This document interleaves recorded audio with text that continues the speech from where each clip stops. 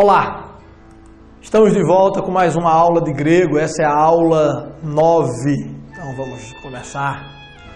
Um diácono fala a palavra a um servo. Veja só, nesta frase nós temos dois objetos. Nós temos o objeto direto, que sofre a ação do verbo, no caso aí a palavra, e nós temos o objeto indireto, a quem está sendo dirigida a ação, no caso aí, a um servo. Então vamos iniciar agora o estudo do dativo. Nós já sabemos que o grego modifica a forma do substantivo conforme a função dele na frase. Por exemplo, o sujeito termina com os, o objeto on. Então não é de se estranhar que no grego também existe uma forma para o objeto direto e uma outra forma para o objeto indireto. A forma do objeto direto você já conhece, é on. Qual então a forma do objeto indireto? Então vamos ler essas frases aí a seguir e a gente vai descobrir. Doulos fala logon diácono. Traduzindo, o servo fala a palavra ao diácono. Olhe bem, doulos fala logon diácono. Vamos para outra frase. Diáconos fala logon doulo. Traduzindo, diácono fala a palavra ao servo. Conclusão, a forma do sujeito que a gente já conhece seria doulos, seria o nominativo. A forma do objeto, que agora sabemos que é o objeto direto, é doulon. Acusativo. E agora, a forma do objeto indireto, que é doulo, um dativo. Perfeito? Vamos ver agora o genitivo. Veja esse exemplo. Um diácono fala uma palavra ao servo do homem. A frase cresceu um pouquinho aí. Então, diáconos, a gente já sabe que é sujeito. Palavra é objeto direto. Servo é objeto indireto. E homem, o que seria homem? Olha, o bom do grego é que tudo já é definido pela terminação. Não tem como dizer bobagem. Não pode ser sujeito se a terminação não for os. Então vamos lá. Nessa frase do homem, não é objeto direto nem indireto, porém possui uma ligação estreita com o servo.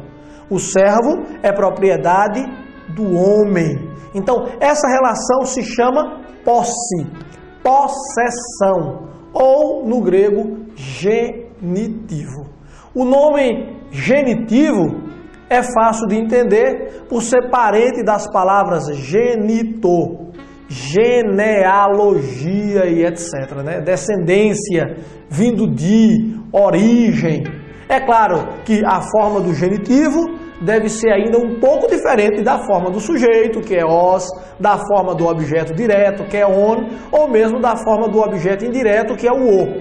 Então vamos descobrir qual a forma que indica possessão, ou seja, genitivo. Então vamos ver essa frase. Diáconos fala logon teu. Diácono fala a palavra de Deus. Vamos para outra frase. Doulos escuta logon diácono. Ou seja, o servo escuta a palavra do diácono. Descobriu? Fácil, né? A forma do genitivo é exatamente o u. A pronúncia pode ser u, como em tatu, mesmo se escrevendo com essas duas letrinhas. Então, chegamos à seguinte conclusão. O substantivo grego conhece 4 formas e também entendemos que cada forma aponta para uma função específica da palavra na frase. As 4 formas se chamam os 4 casos do substantivo, que a gente chama de declinação. Veja então, declinação, que é diferente do português. Você vai ter que entender claramente as regras do português. No grego, basta você gravar as terminações e você já sabe o que significa. Forma, caso, sigla, função e um exemplo. Ou seja, nominativo sempre vai ser os, a sigla vai ser o N, ele sempre vai ser um sujeito, e nós temos como colocar um exemplo, logos, que a tradução é palavra.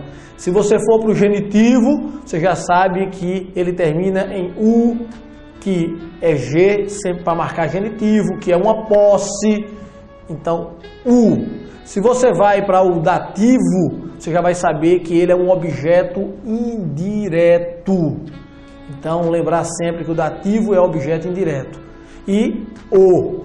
E se você for para o acusativo, que é o objeto direto, lembrar que termina em on, né? Logon, a palavra.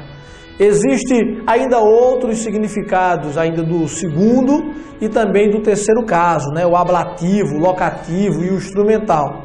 Mas em suas formas eles não são diferentes do que essas aí. É por isso que a gente vai gravar somente essas formas e depois nós veremos algo ainda sobre o vocativo, mas nada tão significativo. A palavra logos será o paradigma, ou seja, o exemplo que sempre vamos usar quando se tratar da declinação segunda. Então tá aí, logos, logu, logô e logon. Esta é a segunda declinação e você conhecendo os 4 casos. Divulgue-nos e aprenda grego. Até a próxima aula.